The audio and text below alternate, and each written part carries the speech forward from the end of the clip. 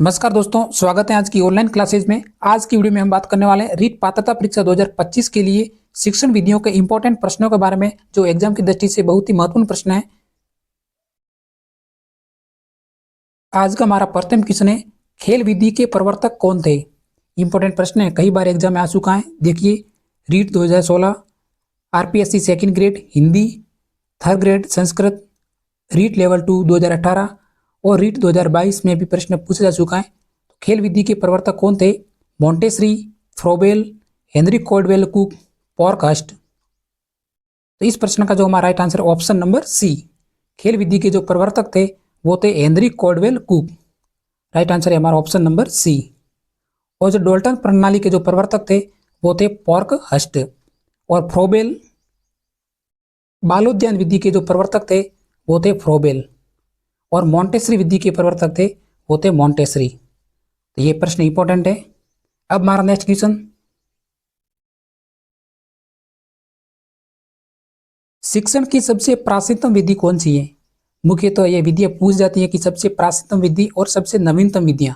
तो प्रश्न में पूछा है कि शिक्षण की सबसे प्राचीनतम विधि कौन सी है? व्याख्यान विधि, हर्बर्ट पंचपदी विधि, आगमन विधि, निगमन विधि।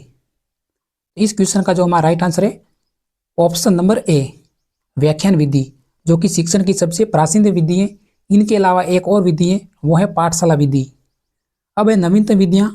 नवीनतम विधियों में हर्बर्ट पंचपदी, आगमन विधि, निगमन विधि और इनके अलावा इन 4 विधियों को आप याद रखें, एग्जाम में इंपॉर्टेंट है।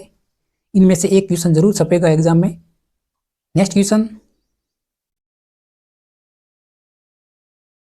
सतत एवं व्यापक मूल्यांकन है। इंपॉर्टेंट प्रश्न है। सतत एवं व्यापक मूल्यांकन अध्यापक केंद्रित, छात्र केंद्रित, मूल्यांकन केंद्रित और निष्पादन केंद्रित। इस क्वेश्चन का जो हमारा राइट आंसर है ऑप्शन नंबर बी, सतत एवं व्यापक मूल्यांकन छात्र केंद्रित है। ऑप्शन नंबर बी हमारा राइट आंसर है। अब नेक्स्ट क्वेश्चन,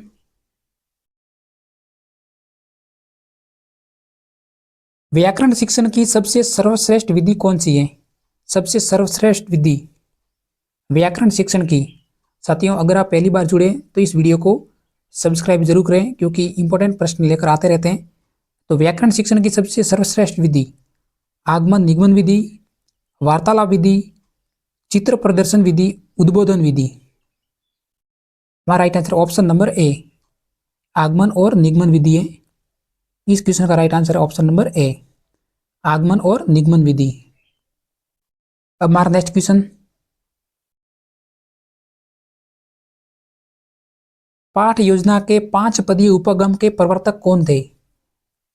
ये पंचपदी इंपॉर्टेंट प्रश्न है। ये कई बार एग्जाम में आ चुका है, जिसमें 5 पदीय उपगम में प्रस्तावना, प्रस्तुतिकरण, तुलना, सामान्यीकरण और प्रयोग ये शामिल हैं। तो इनके जो प्रवर्तक कौन थे? Roger Bacon, Herbart, Gilbert, Kilpatrick.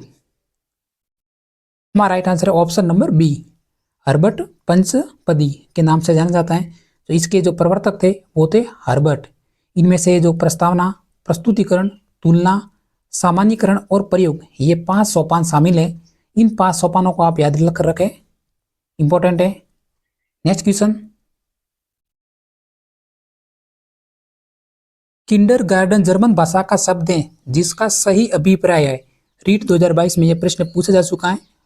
2022 में पूछा गया था और रीट 2018 में भी यह प्रश्न आ चुका है कि किंडरगार्टन जर्मन भाषा का शब्द है जिसका सही अभिप्राय है बच्चों का बाग, खेल का मैदान, बाग का माली, बच्चों की पाठशाला।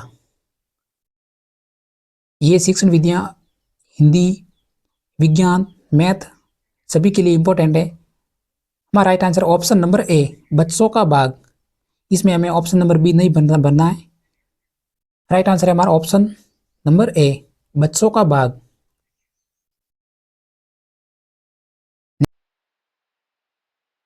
शिक्षण प्रक्रिया का स्वतंत्र स्तर है। 3 स्तर होते हैं मुख्यतः, स्वतंत्र स्तर, मध्यस्थ स्तर और आश्रित स्तर। तो इसमें से पूछा है कि स्वतंत्र स्तर कौन सा है? तो हमारा राइट आंसर है ऑप्शन नंबर ए, शिक्षक एक हमारा स्वतंत्र स्तर है, जबकि जो विद्यार्थी या फिर शिक्षार्थी ये आश्रित स्वर है और पाठ्यक्रम हमारा मध्यस्थ स्वर है। तो ये तीनों ऑप्शन इंपॉर्टेंट है। हमारा राइट आंसर है ऑप्शन नंबर ए, जो कि हमारा शिक्षक एक शिक्षण प्रक्रिया का स्वतंत्र स्वर है। इंपॉर्टेंट प्रश्न था। नेक्स्ट क्वेश्चन, एनसीएफ 2005 के अनुसार एक शिक्षक की भूमिका होनी चाहिए अनुमोदक के रूप में, सुविधादाता के रूप में, आधिकारिक के रूप में, तानाशाह के रूप में। यानी शिक्षक की भूमिका क्या होनी चाहिए? तो वो हमारा ऑप्शन नंबर बी, एक सुविधादाता के रूप में। राइट आंसर है option number B. Next question, professor Kilpatrick किसके शिष्य थे जिन्होंने प्रोजेक्ट मेथड यानी परियोजना विधि का प्रतिपादन किया था? तो वो किसके शिष्य थे? पार्कर के थे, जॉन डीवी, मेरियन, पोर्कहस्ट। हमारा राइट आंसर है option number B, John Dewey के शिष्य थे और पोर्कहस्ट जिन्होंने डोल्टन प्रणाली का प्रतिपादन किया था। इस क्वेश्चन का जो हमारा राइट आंसर है ऑप्शन नंबर बी। ये भी कई बार एग्जाम में आ चुका है प्रश्न है। नेक्स्ट क्वेश्चन,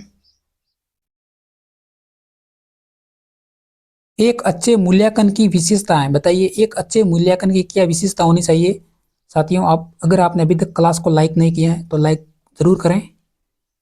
तो एक अच्छे मूल्यांकन की विशेषताएं वैधता, मानकीकृत, व्यापकता। हमारा right answer option number D, इस क्वेश्चन का राइट आंसर है। और इनके अलावा जो एक अच्छे मूल्यांकन की विशेषताएं जिसमें वस्तुनिष्ठता का होना जरूरी है, विश्वसनीयता का होना जरूरी है और विवेदनशीलता का भी होना जरूरी है, और वैधता, मानकीकृत और व्यापकता। ऐसे प्रश्न याद रखें साथियों। अब हमारा नेक्स्ट क्वेश्चन, निम्नलिखित में से कौन सी एक बाल केंद्रित विधि नहीं है? एक इनमें से बाल केंद्रित विधि नहीं है, यानी इसमें से बाकी जो तीनों विधियां हैं वो है बाल केंद्रित हैं, एक विधि नहीं है। तो कौन सी नहीं है? परियोजना, समस्या समाधान, व्याख्यान विधि, प्रयोगशाला विधि। प्रयोगशाला। तो हमारा राइट आंसर है ऑप्शन नंबर सी, इस क्वेश्चन का राइट आंसर है, जो कि बाल केंद्रित विधि नहीं है। ये एक शिक्षक केंद्रित विधि है, व्याख्यान विधि। ठीक है। इनके अलावा जो बाल केंद्रित विधियां होती हैं उसमें से परियोजना विधि, प्रश्नोत्तर विधि, जिसके जो प्रवर्तक थे वो थे सुकरात।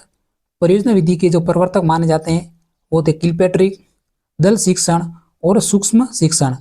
ये जो सभी आपको दिखाई दे रही है ये हमारे सभी के सभी बाल केंद्रित विधियां हैं, इनको याद रखें।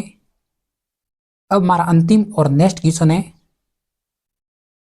आज की क्लास का जो हमारा अंतिम क्वेश्चन है बहुत ही इंपॉर्टेंट प्रश्न है। ऐसे क्वेश्चन जरूर रूप से याद रखना पड़ते हैं। सूझ या अंतर्दृष्टि सिद्धांत का प्रतिपादन किसने किया था?